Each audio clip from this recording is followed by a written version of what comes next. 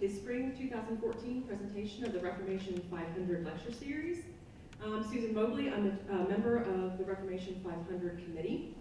We will officially celebrate the 500th anniversary of Luther's Reformation in 1517. But since we're a Lutheran institution, and we tend to get a little excited about the Reformation in general, and Luther in particular, we decided to start early. You'll notice in the back of your program, there's some information about Reformation 500, also a list of some of the previous presentations and some of the upcoming presentations.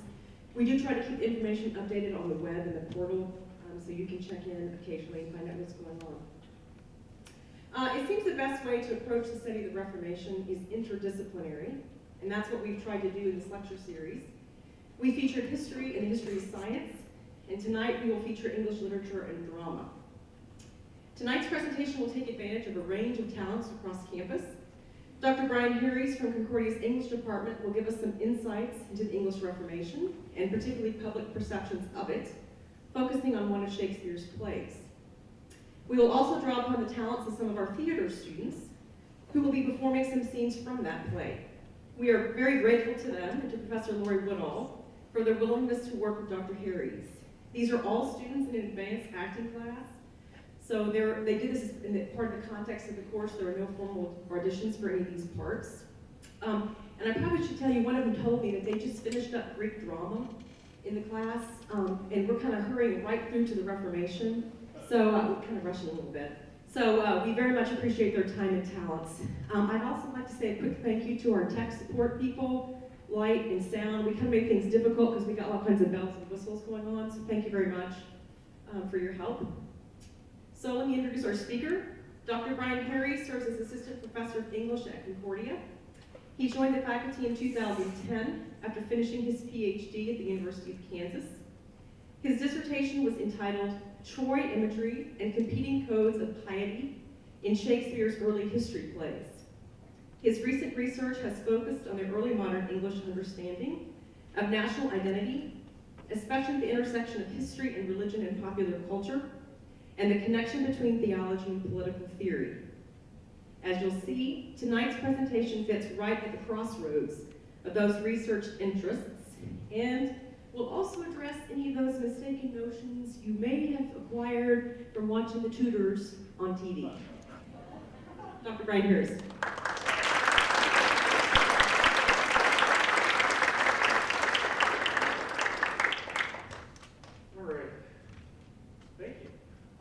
Anytime that we get an opportunity to spend an evening talking about Shakespeare or Henry VIII is a good thing, and so we get to do both of those things tonight, which is a lot of fun.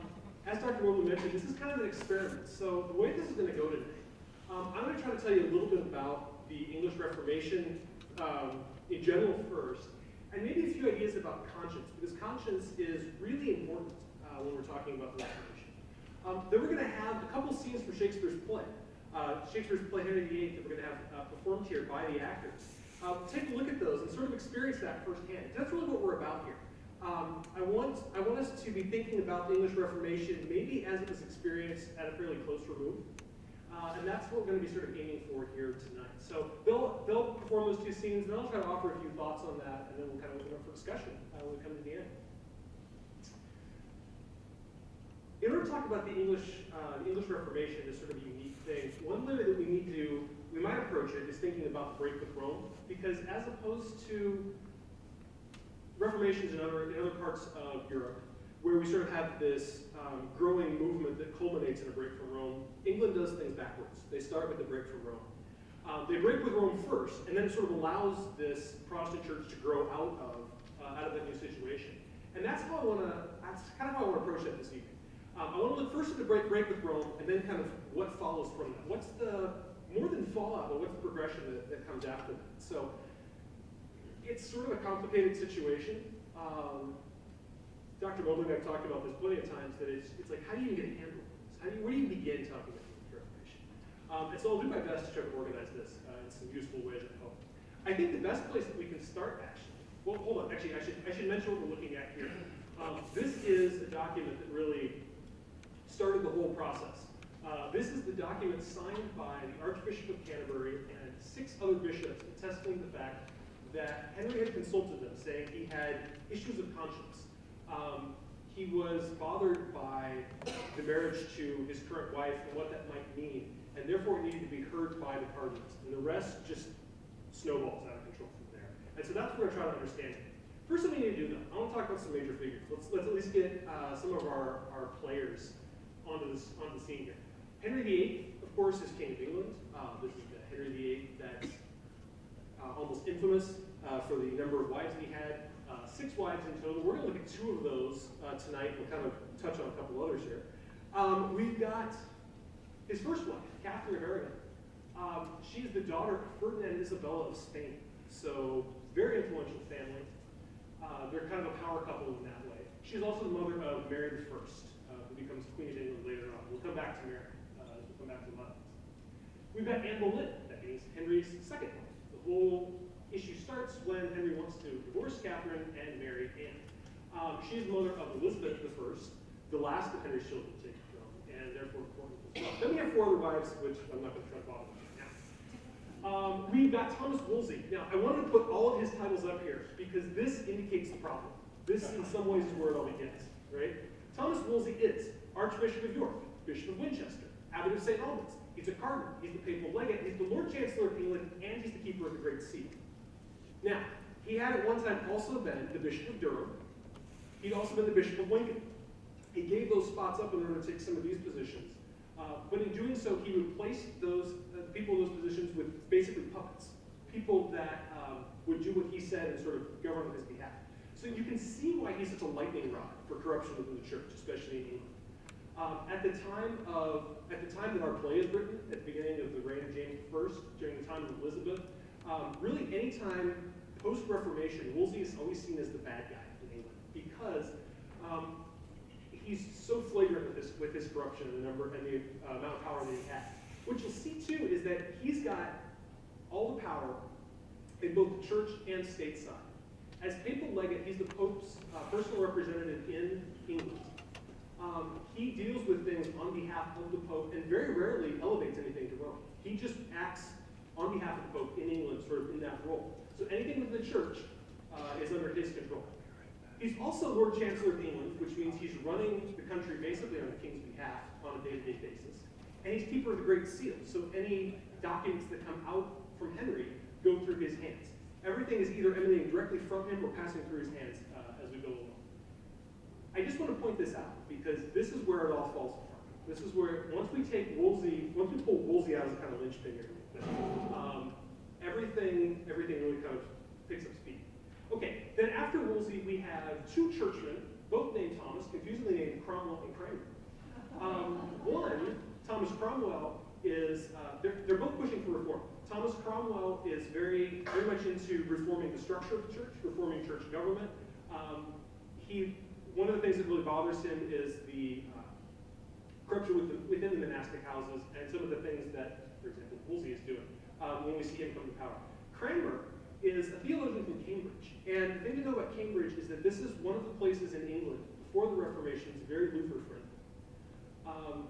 Within that university, there was a very favorable reception of Luther, and Cranmer was part of the inner circle of people who were very excited about the ideas that were coming out of Germany, that were coming out of that part of Europe. So he's kind of on the scene to begin with, and eventually he's appointed Archbishop of Canterbury as we move forward. So these are kind of our main people. Taking those and putting them into context, let's run through kind of a chronology here of what happens. We need to think about the break with Rome first, and then we can go on from there. In order to think about the break with Rome, which really happens in 1533, we need to go all the way back to 1504 here for just a second, when Henry's brother dies, because this is why Henry is married to Catherine. Arthur was Crown Prince of England. He was engaged to Catherine. They were married, and very shortly thereafter, Arthur died. This had been a diplomatic marriage, as many were. So Arthur and Catherine were married as much to form a royal couple as they were to unite the 2 countries, to put the 2 countries at peace. So when Arthur dies, this is a real diplomatic problem. Henry steps into this space and says, well, I'll marry Catherine instead. But we do have that the question of, is that legitimate? Canon law says you can't marry your brother's widow based on Leviticus. That's an impossibility. That would make it incest, so we can't have that. They appeal to the Pope. Catherine says the marriage is never consummated. Therefore, that marriage is annulled, and Henry is able to marry Catherine. So this goes along fairly well. 1509, Henry VII dies. Henry VIII takes the throne in his place, now as King of England. Really, he's a pretty good king. He's a well-educated king. He's well-liked in the first part of his reign, especially.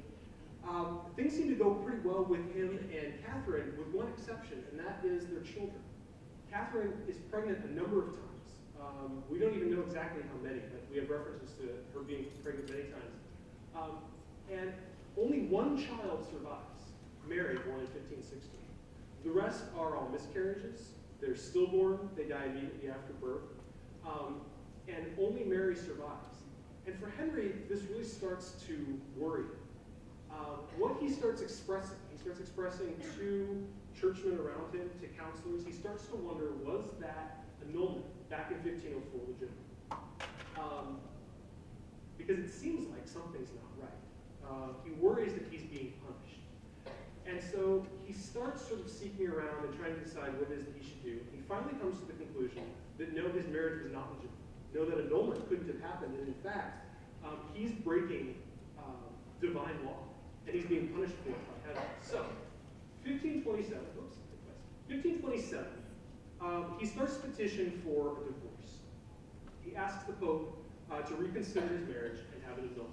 And it's worth noting here that this would not be an unreasonable request. Diplomatic marriages, especially, were annulled quite frequently. Both of Mary's sisters had been annulled out of marriages. His sister Mary had married Charles Brandon, who was a nobleman within England, who had 2 annulled marriages. That these things often got moved around as the country's allegiances changed. Sometimes marriages became inconvenient. So, in this case, Henry's looking at it and saying, not only do we need to change the diplomatic marriage, but I actually have a legitimate reason. And so he puts Wolsey on this, and he sends Wolsey as the voice to Rome to try to decide this question: can he get an annulment? The problem, of course, is that the Pope is going to end up saying no, and the Pope ends up saying no for 2 reasons. One, it would mean going back and changing the annulment from 1504, saying his predecessor was wrong. That's a problem. The other problem is that Charles V, being also a grandson to Ferdinand and Isabella, being nephew then to Catherine, it has a enforced host-guest relationship with the Pope. That meaning that he captured the Pope and is holding him captive. So whatever Charles wants, Charles gets from the Pope. And Charles says, no, I want Catherine to stay married to Henry. And so the Pope refuses. We get a delay in this trial initially. Eventually, in 1529, the Pope says, well, I'll send another cardinal, he can hear it too. It ends in a draw, basically, in the trial. It comes to deadlock, they can't decide what to do. It's going to be appealed to Rome. And Henry turns on Wolsey at this point.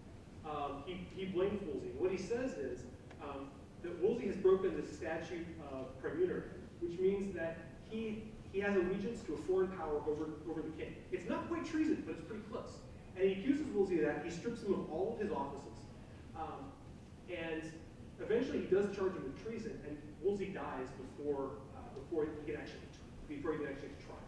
So Wolsey is removed at this point for having allegiance above and beyond Henry.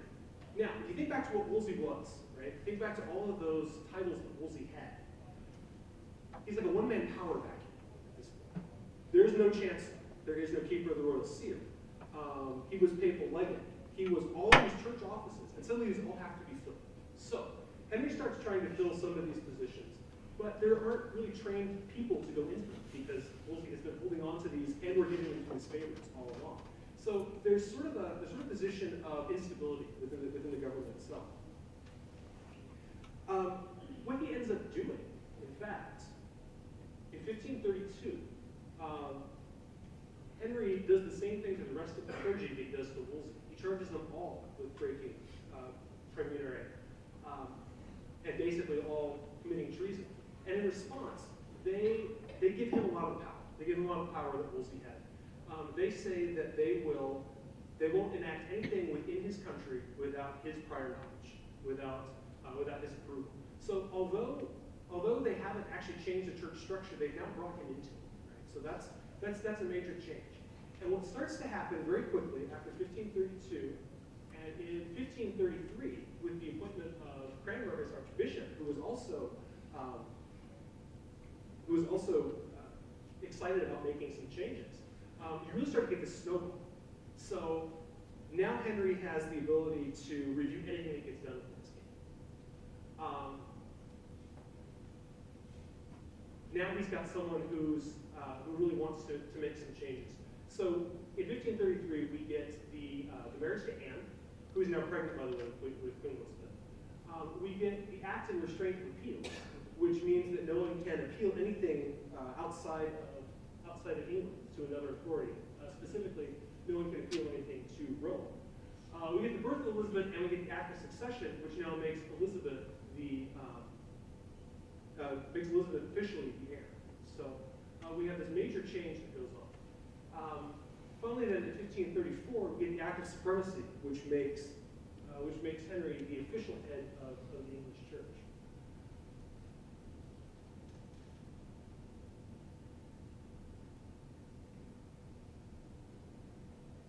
1536, he follows it up with sort of something that's a little bit maybe unnecessary, almost. It's a little bit overkill. At this point, he extinguishes all authority of the Bishop of Rome, meaning that he makes him completely powerless. Not only does Henry now the head of the Church of England, but he makes it so that the Pope has absolutely no authority at all. He has no say at all in what's going on. There's the dissolution of the monasteries in 1536. This is something that Cromwell is very excited about. All right, so the point that I'm trying to make here is that we have a very clear and yet really messy sequence of events, right? As we start taking power away from Rome, from the representatives of Rome, we have Henry able to take more and more power on himself. The Act of Supremacy is the official break with Rome. What it does is it declares that Henry is the head of the English Church. It names him actually as supreme head. And yet, the way that it's worded, the way that it seems to have been understood, was that if it's happening within his kingdom, what he argued for was it should be sort of under his control. If he's the designated head of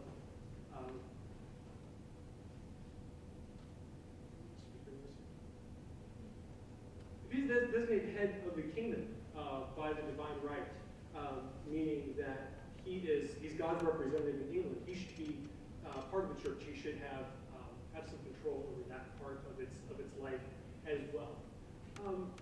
And yet, very little else changes. As we're looking back on this from the Elizabethan point of view, one way that they would have understood it made sort of sense of the complexities like this. This is the picture that we have on the flyers. This is a very famous woodcut, Henry VIII.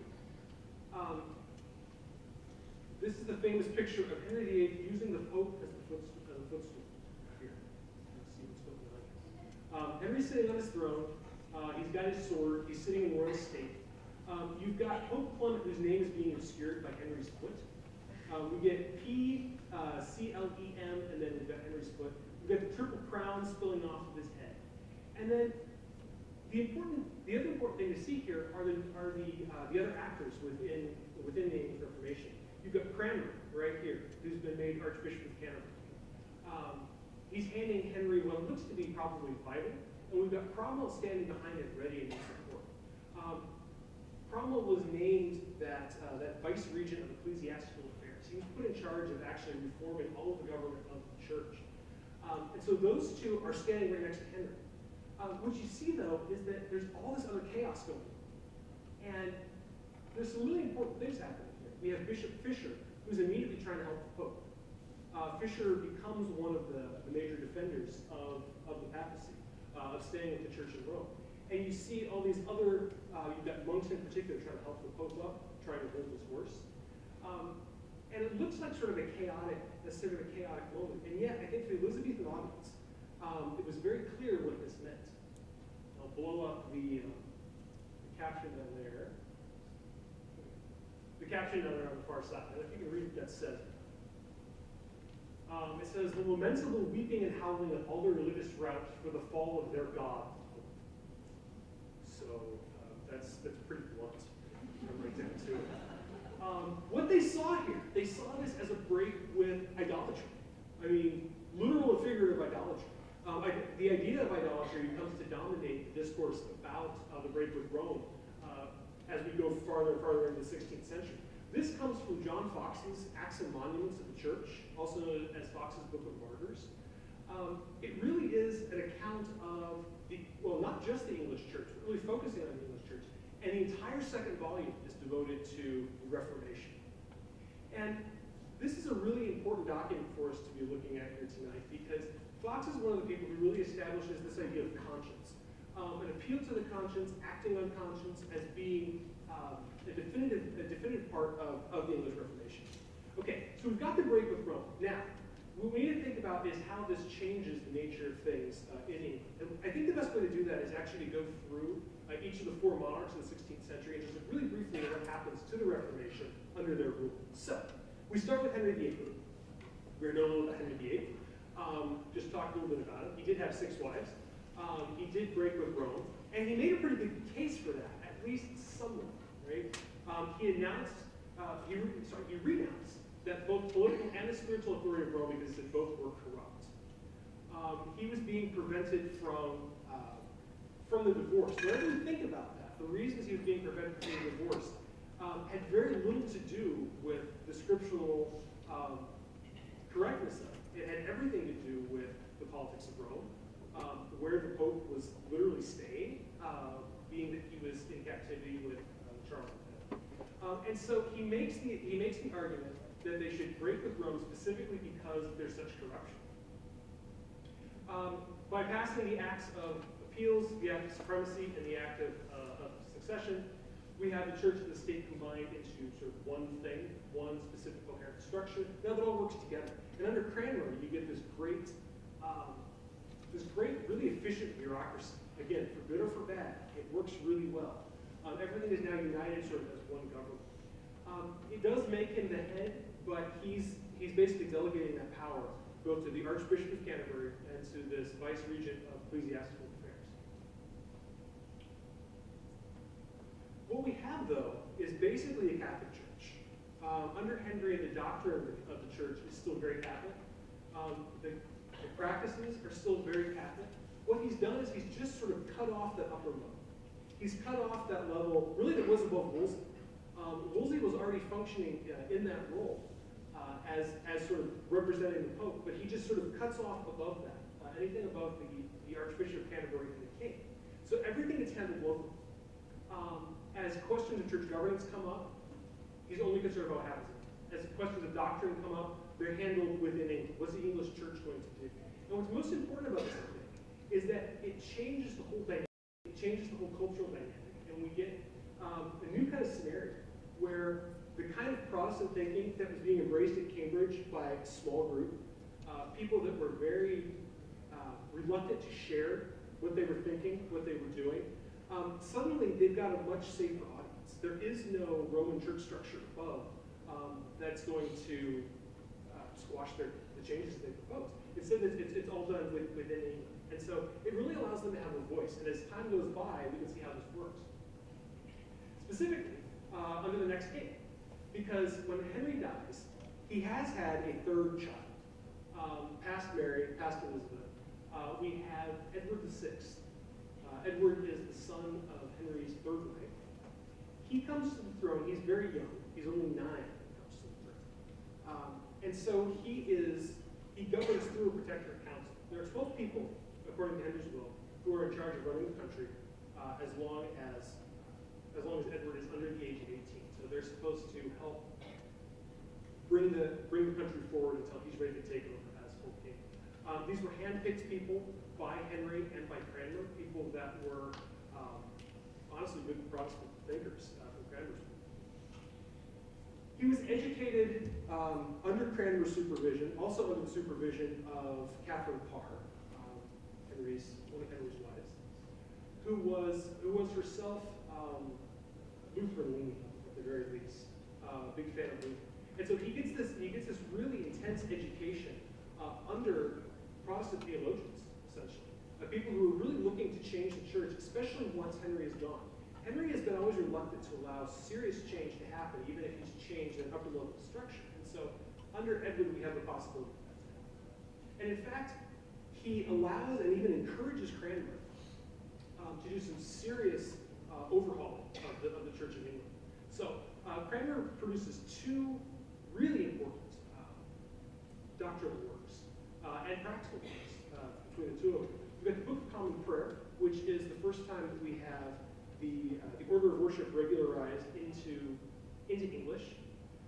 We've got that in 1549, a slightly revised and expanded version that really explains things to people in English about why they do things the way they do, what the church believes, what it means for someone to be baptized, for example. They put this in the hands of people in every congregation in England. We also have what's known as the 42 Articles, or the 42 Articles of Faith. These are exactly what they sound like. These are the doctrinal statements of the Church of England as they exist, as they've been decided upon by Cranmer and the other heads of the church. And these would look very familiar if we were to look at what's in the 42 Articles. We have salvation by faith. We have the primacy of Scripture. We have the minimized sort of authority of any church government. I mean, it looks very similar to the kinds of things that are happening on the continent in many other places. So this really defines the Church of England as a new and overtly Protestant place. So things are actually going along pretty well here. With what Henry VIII has set up, we suddenly have freedom to do what many people have been pushing to do all along. The problem is that Edward dies in November 15. Probably of tuberculosis. All we know is that he had some sort of lung infection. But at the age of 15, he dies. And according to Henry's will, we have a really nasty situation which comes next, because he's replaced by Mary. Mary, who was Henry's first daughter. And if you think back to what this means, Mary was way older than either of the other two. Certainly older than Henry. Mary is the daughter of Catherine of Aragon. Mary is related by blood to the most powerful Catholic family in Europe. Mary has been disowned by her father, treated as a heretic by the Protestant church, and suddenly now she's queen, so you can see where this is going to go. First thing she does, she repeals everything in England, repeals all legislation. She sends letters to the Pope, gets legislation passed that reconciles with the Pope in 1554, which reinstates the heresy laws. This is really, really bad news, because under the heresy laws, suddenly everyone who's been doing these things for the last 20 years or more is a heretic. And she executes 283 Protestant heretics, including all of the important people that have been reforming the church. Hugh Latimer, Thomas Cranmer, anyone and everyone that's important. To give you some perspective here, at the time this was happening, the papal legate in her courts and the ambassador from the Holy Roman Emperor, both of whom are, of course, solidly on the side of Rome, are both begging her to stop. They're uncomfortable with the number of people that she's killing and asking her to be a little bit more moderate. But this is where we get the name Bloody Mary from, right? Is that she becomes absolutely fanatical about trying to purge England of this Protestant heresy. So this continues, as you can see, luckily, she only lives for 5 years, which was very gracious. Maybe she would have made it more stable, we don't know. But at least we were spared that. And we get then to Elizabeth. Elizabeth ruled for not 5 years, but for a very, very long time, which is nice. Elizabeth is the daughter of Henry. Elizabeth is the daughter of the Protestant wife that Henry married. During my brief period of completely being unable to see anything here, I forgot to mention that Anne Boleyn comes out of a known Lutheran circle within England. Her father and her uncle were two well-known Protestant, almost activists, if you will. And so this was actually one of the things that Wolsey was very comfortable with. He's very torn because the king had asked him to get a divorce, and yet he doesn't want to marry. He doesn't want to marry Anne Boleyn. But this is who Elizabeth's mother is, right? And so she comes to the throne, and she has some very good ideas about how to fix this. She begins what we know as the Religious Settlement of 1500. And this is two legislative acts.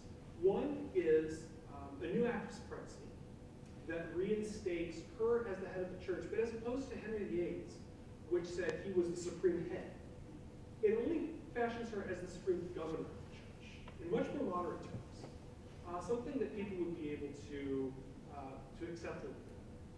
We also have then the Act of Uniformity, which states that everyone in England will be Protestant, or will at least act as a Protestant. They will attend an Anglican church. They will not attend Catholic worship. They will not avow allegiance to the Pope, things like that. But it's worded in very subtle terms and very moderate terms. The first offense, basically, you get written up. You get a written warning. Second offense, you can be jailed. What you end up with here is a system in which she's trying to purge some of the conflict by getting rid of the Catholic elements, but she's doing so without making anybody a martyr, without making anyone fight for their cause, because it's very mild.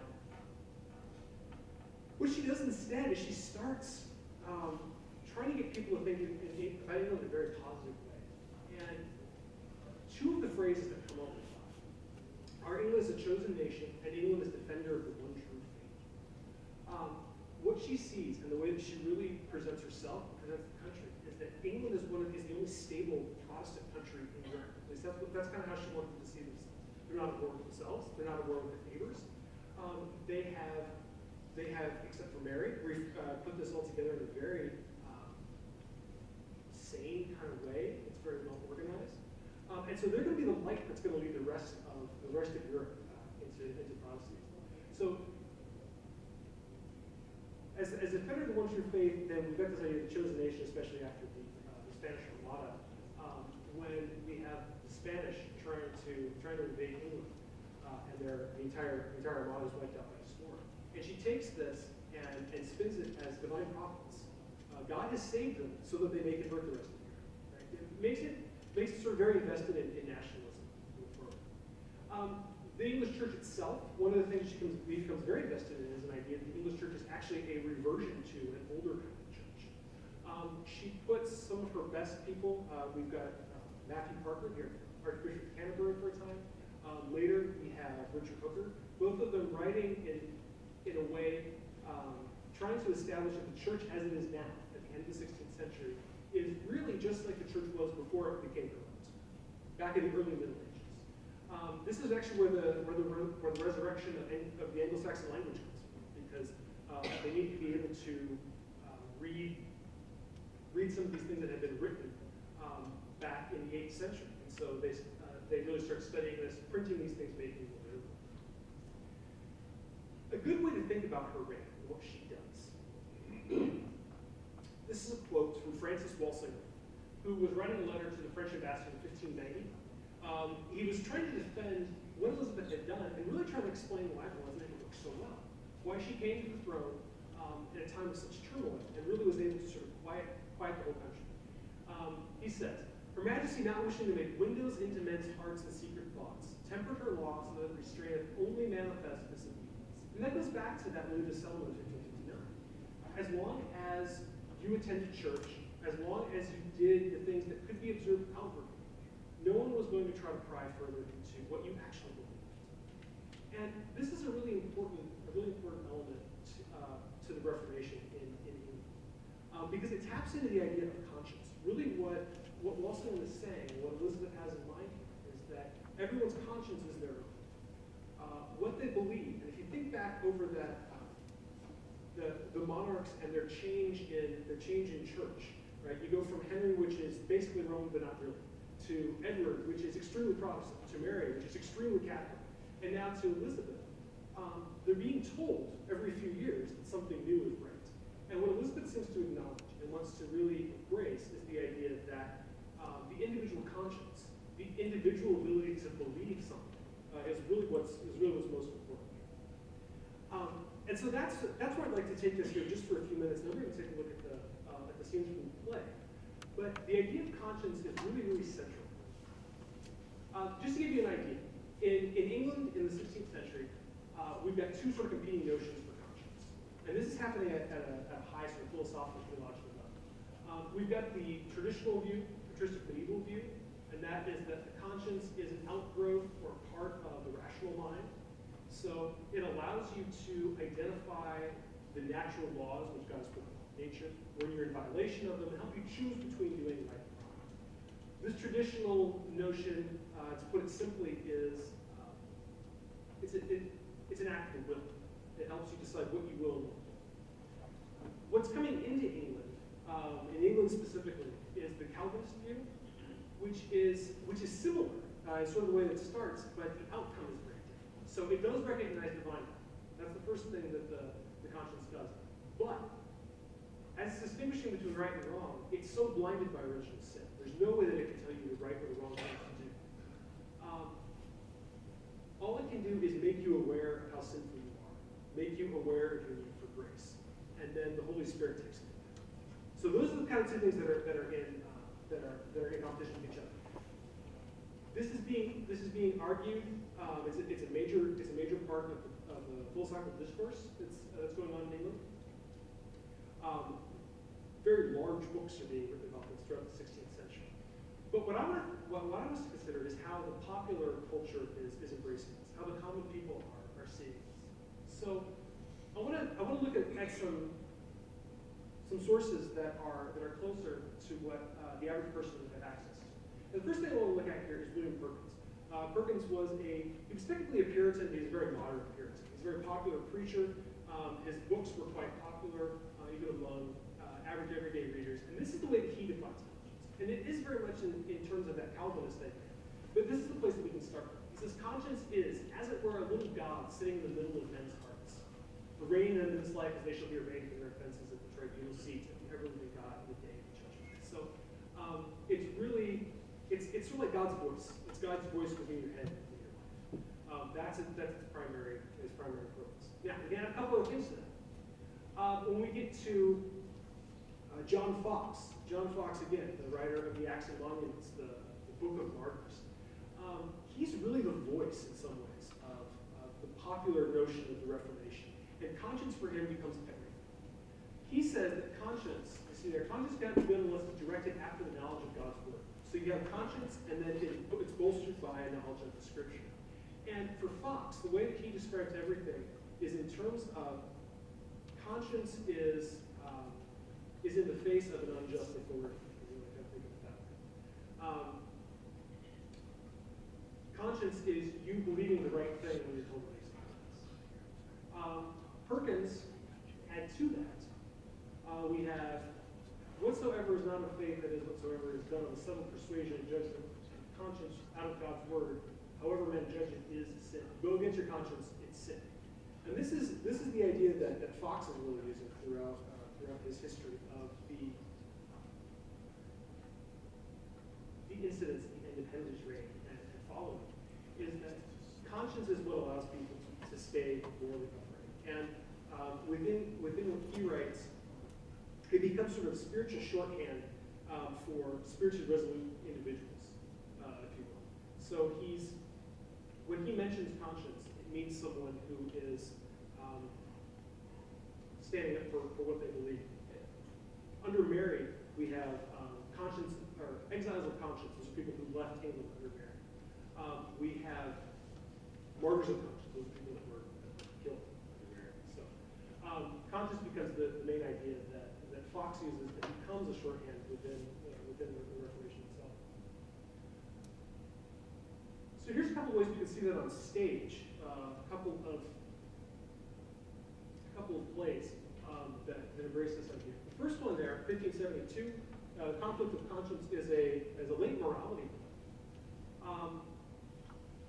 In this play, we have someone who has converted from Catholicism to vaguely Protestantism, and is trying to be talked into coming back to the Catholic Church. He's in Italy. He's sort of an everyman figure. We have him being accosted by a cardinal, by avarice, and by vices.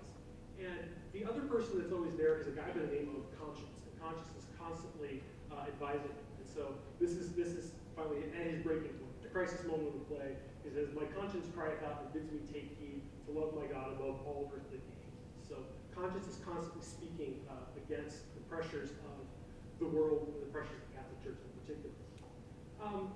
Christopher Marlowe. This is another sort of fascinating one.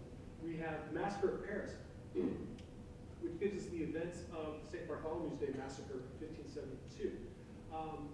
This was a squashing of a rising Protestant movement within Paris. Marlowe is, of course, English and writing from a very English perspective, but he sees this as being the Protestant movement as being good and the massacre as being bad.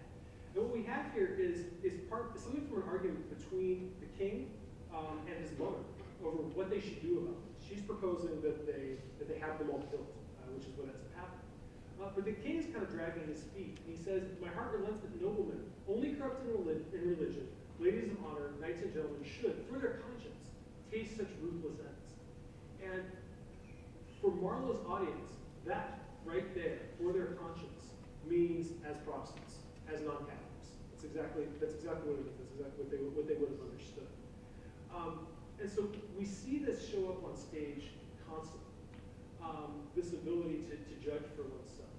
If we look at Shakespeare himself, a couple of examples, we have from Henry V, the contrast between every subject's duty is the king, but every subject's soul is his own.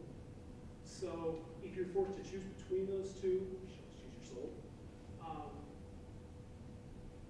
And those two are sometimes in conflict. So this is when he's defending the king's right to send people into battle but not be held responsible morally for whatever happens to them. On the flip side of that, we get Richard III, really, really nasty villain. He says, when he wakes up having a nightmare and realizes how bad and terrible a person he is, he says, "My conscience has 1,000 tongues, and every tongue brings in a several tale, and every tale condemns me of villain." So there's that Calvinist view, the conscience that condemns him internally. And of course, we've got Hamlet. Thus conscience of the cowards of the soul, from the to be or not to be speech, right? Where he says he can't act, he can't, and actually in this case commit suicide because conscience tells him that's a bad idea. That's something he shouldn't do. Directs his actions. But likewise, we have the convicting element within Hamlet as well. It plays the thing wherein I'll catch the conscience of the king. In which case we have the conscience being the voice of morality in Claudius's head. He's going to try to appeal to, and he's going to try to use for his own ends to convict Claudius and give him evidence, give him Hamlet evidence that Claudius has committed those crimes. Okay, so what we want to do now, let's take a look at a couple of scenes here from Henry VIII.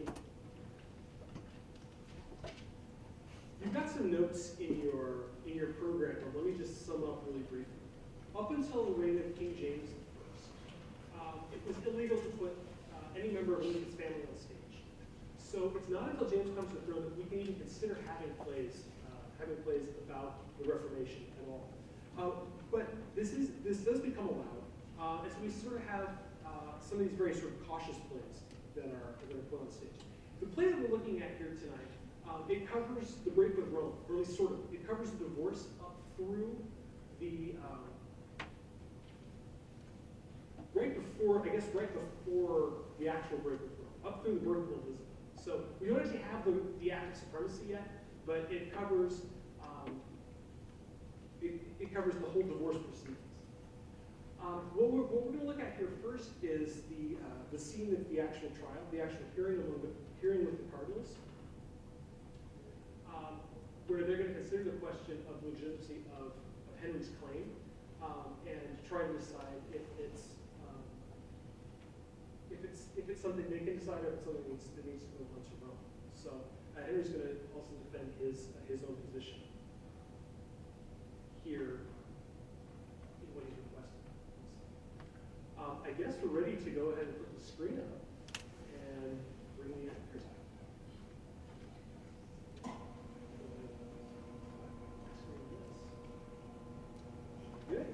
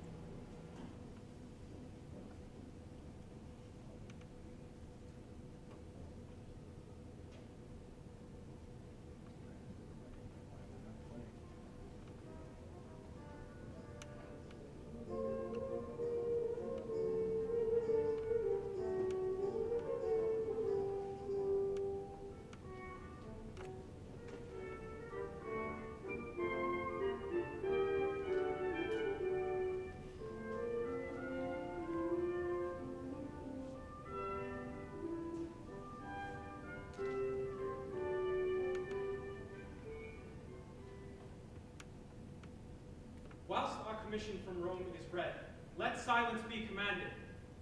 What is the need? It hath already publicly been read, and on all sides authority allowed. You may then spare that time. Be it so. Proceed. Say, Henry, King of England, come into the court. Henry, King of England, come into the court. Here. Say, Catherine, Queen of England, come into the court. Catherine, Queen of England, come into the court.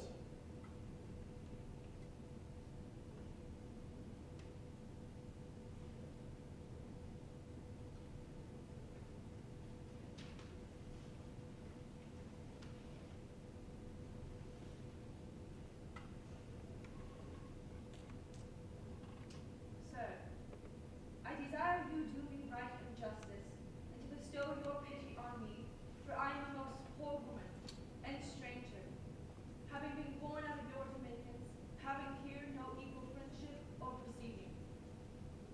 Alas, sir, in what have I offended you? What cause hath my behavior given to your displeasure, that thus you should proceed to put me off and take your good grace from me? Heaven, witness,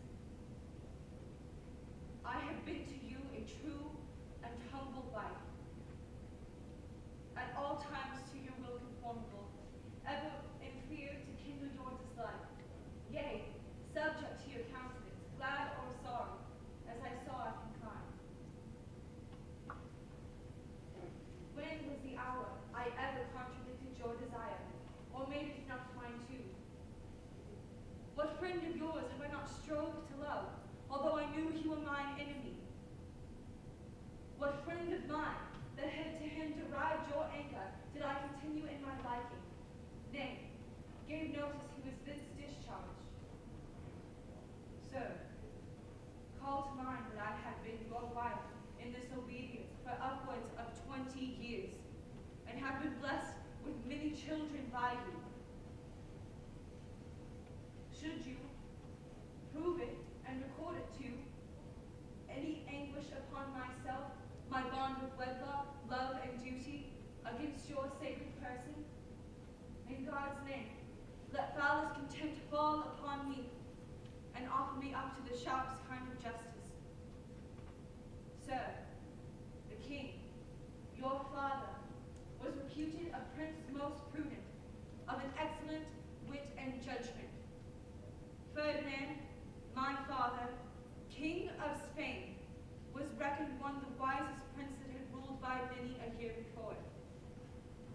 It is not to be questioned that they had gathered to them a council of every realm, that did debate this business and deemed our marriage lawful. Wherefore, I humbly beseech you, sir, to spare me till I may be by my friends in Spain advising, whose counsel I will implore. If not, in God's name, your pleasure be fulfilled. You have here, lady, and of your choice, these reverend fathers, men of singular integrity and learning, yea, the elected Lamb, who are assembled here to plead your cause. It shall be therefore bootless that longer you defer the court, and as well for your own quiet, as to rectify what is unsettled with the king. His grace hath spoken well and justly. Therefore, madam, 'tis fit this royal session do proceed, and that, without delay, the arguments be now produced and heard. Lord Cardinal, to you I speak. Your pleasure, madam. Sir, I am about to weep, but thinking we are a queen, or long had dreamed so, certain the daughter of a king. My drops of tears I will turn to sparks of fire. Be patient yet. I will when you are wise. Nay, before, or God will punish me. I do believe, induced by potent circumstances, that you are mine enemy and make my challenge. You shall not be my judge, for it is you who have blown this coal betwixt my lord and me, which gods do quench. Therefore I say again, I utterly abhor, yea, refuse you to be my judge, whom yet once more I make my most malicious foe, and think not at all a friend to truth. I do profess, you speak not like yourself. Whoever yet have stood to charity and displayed the effects of disposition gentle, or of wisdom or topping one's power. Madam, you do me wrong. I have no spleen against you, nor injustice for you or any. How far I have proceeded, or how far further shall, is warranted by a commission from the consistory, yea, the whole consistory of Rome. You have charged me that I have blown this coast. I do deny it. The king is present. If it be known to him that I gainsay my deed, how may he wound, and worthily, my falsehood, yea, as much as you have done my truth. But if he know that I am free of your report, then he knows I am not of your wrong. Therefore, in him it lies to cure me, and the cure is to remove these thoughts from you, the which before his highness shall speak in, I beseech you, gracious madam, to unthank your speaking and to say no more. My lord, I am a simple woman, much too weak to oppose your cunning. You are meek and humble mouthed. You sign your place and calling with meekness and humility, but your heart is crammed with arrogancy, spleen, and pride. You have, by favors and his highness fortune, gone o'er lower steps, and are now mounted where powers are your retainers. Your wards, domestics to you, serve you, your willest please.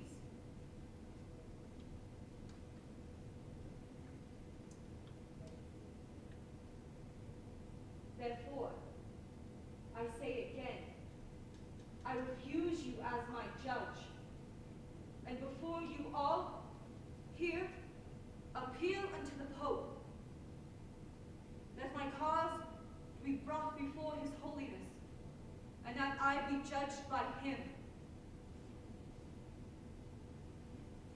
The queen is obstinate, stubborn to justice, apt to accuse it, disdainful to be tried by it. 'Tis not well, she's going away. Call her again. Catherine, Queen of England, come into the court. Madam, you are called back. What means you noted? Pray you, keep your way. When you are called, return. The Lord help me, they vex me past my patience. Pray you, pass on. I will not tarry forevermore upon this business. My appearance I make in their courts. Go thy ways, Kate. That man in the world who may say he has a better wife, let him not be trusted for speaking false in that. Thy alone in such rare qualities, sweet gentleness, thy meekness saint-like, wife-like government, obeying and commanding, such qualities, pious and sovereign else, queen of earthly noble born. And like a true nobility, she carried herself towards me. Most gracious sir, in humblest manner, I require your highness that it shall please you to declare in hearing of all these years, for where I am robbed and bound, there must I be unloosed, although not there at once and fully satisfied. Whether ever I did broach this business to your highness, or laid any scruple in your way, which might induce you to question on it, or ever have to you, but with thanks to God for such royal lady, spake one the least word, which might be to the prejudice of her present state, or touch of her good person. My Lord Cardinal, I do excuse you. Yea, upon mine honor. You will not be taught that you have many enemies that do not know why they are so, but, like the village curs, bark when their fellows do so. The queen is put in anger by these some, but you are excused, and I clear you from it. Now, what brought me to that point? I will be bold with time and your attention. Thus mark the inducement. Thus it came. Give heed to it. My conscience first received a tenderness, scruple, and prick. On certain speeches uttered by the Bishop of Bayonne, then French ambassador, who had been hither sent on the debating of marriage twixt the Duke of Orleans and our daughter Mary. In the progress of this business, ere a determinate resolution, he, I mean the bishop, did require a respite, wherein he might the king his lord advertise whether our daughter were legitimate, respecting this our marriage with the dowager, sometimes our brother's wife. This respite shook the very bosom of my conscience, entered me yea with a splitting power, and made to tremble the region of my breast. First methought I stood not in the smile of heaven, who had commanded nature that my lady's womb, if it conceived a male child by me, should do no more offices to life to it than the grave does to the dead. For her male issue, or died where they were made, or shortly after this world had ended. Hence I took a thought. This was a judgment on me, that my kingdom, while worthy the best heir of the world, should not be glad in it by me. Then follows that I weighed the danger which my realm stood in, by this my issues fail, that gave to me many a growing throe. Thus, hauling in the wild sea of my conscience, I did steer towards this remedy, whereupon we are now present here together. That's to say, I meant to rectify my conscience, which I then did feel full sick and not yet well, by all the reverend fathers of the land and doctors learned. First I began with you, my Lord of Lincoln. You remember how I first moved you when I reaped. Very well, my liege. I have spoke long. Be pleased yourself to say how far you have satisfied me. So please your highness. The question did at first so stagger me, bearing a state of mighty moment in it and consequence of dread, that I committed daringst counsel which I had to doubt, and did entreat your highness to the course which you run here today.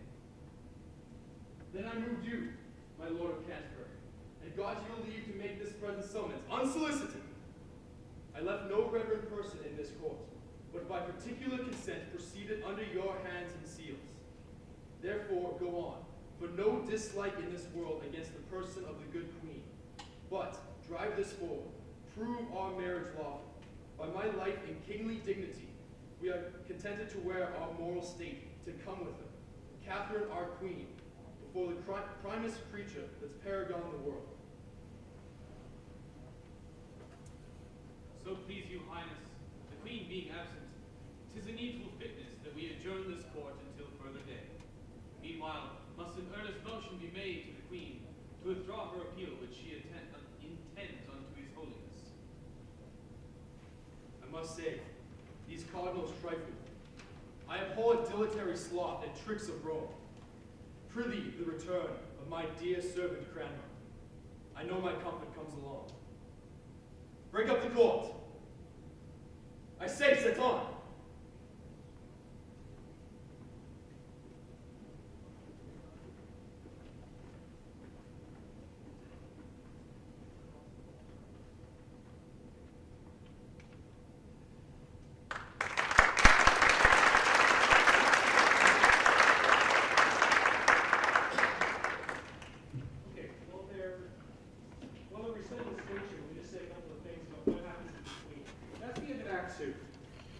that's the end of the deliberation of the divorce itself. So we've had the trial there. All of Act 3 is basically taken up with the fall of Wolsey. So within the action there, we see Wolsey convicted of embezzling money from the king, essentially. He's taken out of office, and we see that downfall. What we're going to have next is the beginning of Act 3, where we have the coronation of Queen Anne, and we have some gentlemen who are watching, observing, discussing what it is that's happening. So the thing to be aware of here, although we're going to have three of the same actors, but not the same people at all. There are three random gentlemen. Be aware of that. We're not supposed to know who they are. They are, in fact, supposed to represent the common people in England, sort of how they see what's going on. So, do your job.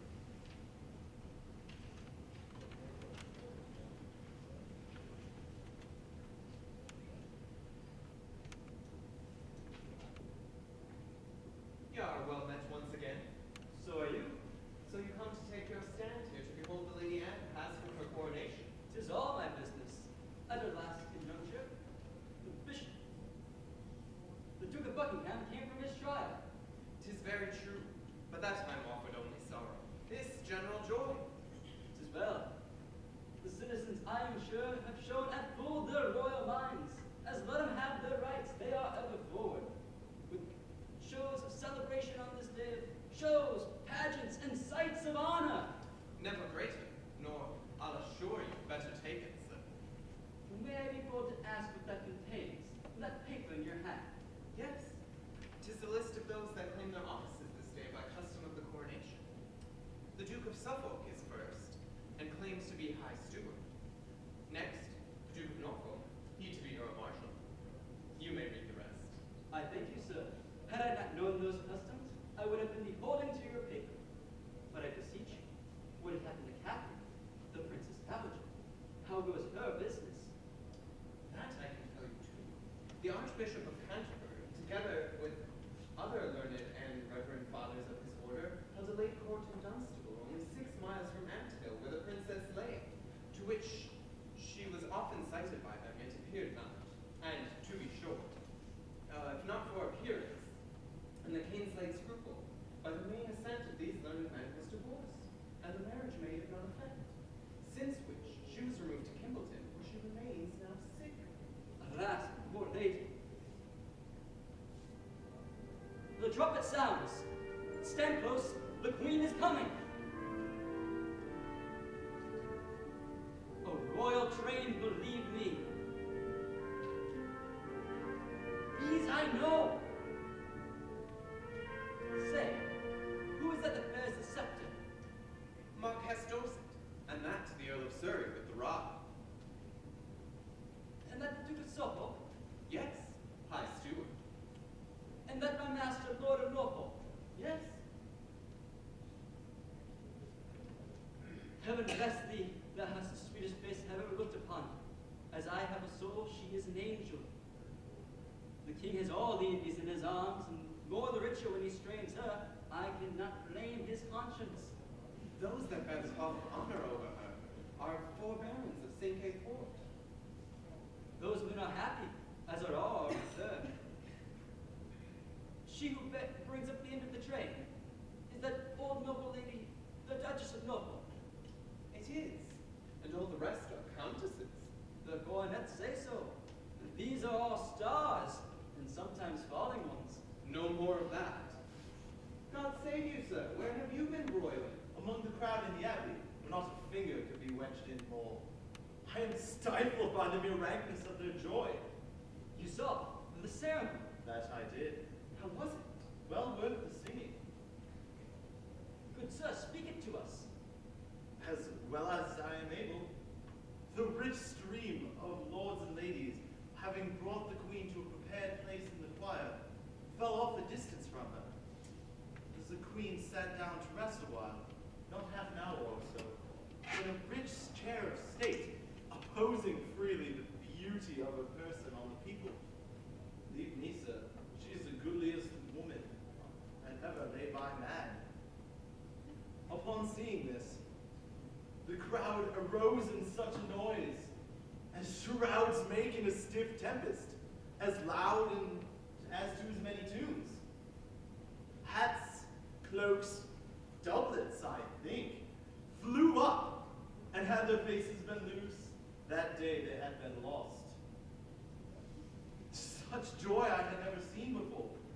Great-bellied women, that not half a week ago, like rams in the old time of war, would shake the press and make him reel before him. No man could say, that is my wife there. All were woven together so strangely in one piece. But what followed? At her length, the queen rose, and with modest pace came forward to the altar, where she knelt and saint-like cast her eyes to heaven and prayed devoutly. And she rose again and bowed to the people, when by the Archbishop of Canterbury she had all the royal makings of a queen. Holy oil, Edward Confessor's crown, the rod and bird of peace, and all such emblems laid nobly on her. The choir sang with all the choicest music of the kingdom, together sung Te Deum. As she parted, with all her full state, paced back to your place, where the feast is being held. Sir, you may no longer call it your place. That's past. For since the cardinal fell, the title was lost.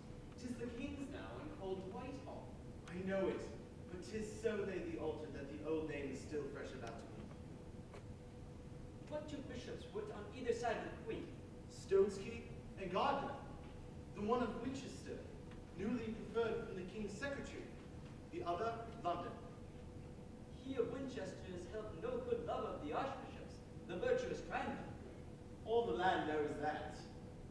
However, yet there is no great breach. When it comes, Cranmer will have a friend who will surely stand by him. Who may that be, I pray you? Thomas Cromwell, held in much esteem with the king, and already a noble friend. The king has made him master of the jewel house, and one already on the Privy Council.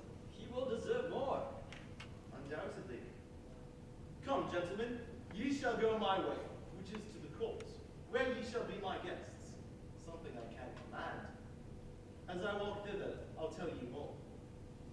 You may command us, sir.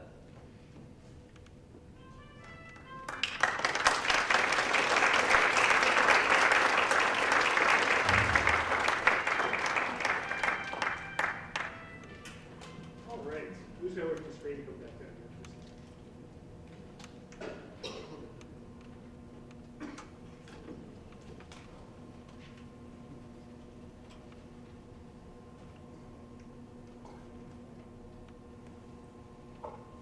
The last few minutes here is just trying to offer a few thoughts on some of the things you just saw, especially in light of what I was saying before about both the nature of the Reformation in England and how the audience would have understood it, and then how it's being presented to us here in this particular play. So I want to focus on a few things that are said specifically in those two scenes, and then try to put it in context a little bit of some of the other stuff that's going on in the play. So as he presents it to the court, Henry's defense of the divorce petition takes the form of an appeal to his conscience as an authority.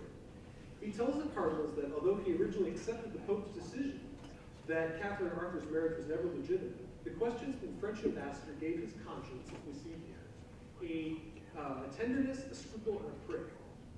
The initial description really follows that definition from Perkins from before of the conscience as a little god in pronouncing judgment, and forcing him to consider and even eventually acknowledge the nature of his sin.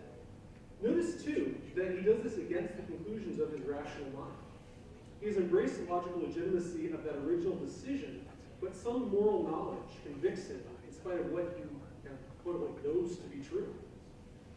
Shakespeare actually begins prepping the audience for this speech much earlier in the play through references to conscience. Besides a number of other characters who discuss the king's great matter, that kind of euphemism for the divorce itself, one of the anonymous citizens early on swears, "On my conscience, I know that Wolsey is corrupting the church and abusing power."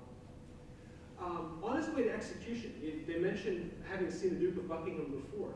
The Duke of Buckingham actually addresses those same citizens he says to them, I have this day received a traitor's judgment, and by that name I must die. Yet heaven bear witness, and if I have a conscience, let it sink me, even as the axe falls, if I be not faithful. So in Buckingham's lines here in particular, we see the conscience aligned heavily with judgment. And I think it's important to note this is no idle oath. He really is calling on heaven as his witness against the pronouncement of an earthly power. In this case, it's actually the combined force of the English legal system and Wolsey is capable of blaming. And he's saying that his conscience, as the agent of heaven in his soul, will condemn him in the final moments of his life if he's lying. So, as we go forward, then a few scenes later, we've got something similar from Henry. He's kind of legitimately dragging his feet on the divorce proceedings about Catherine. He really doesn't seem to want to divorce her. He goes on this long, extolling speech about how wonderful she is, listing all of her virtues, all the reasons he should stay married to her. But he finishes with this.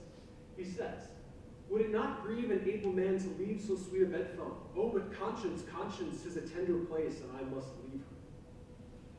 So this gives us, I think, a situation very similar to what the people in England experienced under Henry's 3 children. We have temporal authorities who are dubious, maybe even contradictory about what is right and what's wrong, leaving the idea of individual conscience aided by Scripture as the only real arbiter of these situations. Moreover, if we return back to Henry's speech before court, back over here, we see that he doesn't simply describe this as a one-time gallop. Right? This is a persistent disturbance to his soul. So although he tries to put it out of his mind, conscience convinces him that his lack of a male heir means that he stood not in the smile of heaven. And this is a judgment pronounced on him in the kingdom. This continues on into the next part of the speech. It's a judgment pronounced on me and my kingdom, well worthy of the best heir. England should have the best heir, and yet for some reason it's not. This is what really troubles him. So the current course of action, then, as he's pulling about in this wild sea of conscience, is to rectify his conscience and trying to set things right. So I would argue that in this play, with what we've just seen, the language here makes a very strong rhetorical point with the audience. The previous 80 years, this word conscience, starting back with the trial, certainly with Henry, but through people like Fox, conscience has been framed with this code meaning. It's something like the authority of God's truth in the face of all earthly powers, and that includes, or maybe is even especially, the Roman Church. So, for Henry to appeal to his conscience makes any discussion of canon law at this point completely null and void. If you think about whatever the papal authorities might decide on the issue, his conscience seems to tell him that what he's doing is wrong, and to contradict conscience. And this is a point that those English preachers under Elizabeth would have really stressed, is itself a sin. We saw that with William Perkins before. So for the Pope to deny the divorce is to command Henry to violate his conscience, which is in turn to command Henry to live in sin. So, as we have it presented here with what Henry says, the initial moments England split with Rome. At that moment, Henry establishes an ethic of something like the spiritually faithful standing up to a corrupt authority at the center of the English church. Henry himself is, in fact, a subject standing up to an authority that's trying to make him do something wrong. So, really puts Henry in a great light. But here's the thing about the play. Before we get too carried away with this kind of Henrician hagiography, it's worth noting that this play doesn't give us a simple view. And we saw that, I think, in that second scene. In an early discussion of the situation, the nobles are also having a discussion about this. This is way before the court scene. The Lord Chamberlain says, introducing the subject, he says, it seems that the marriage with his brother's wife has crept too near his conscience. This is really the problem.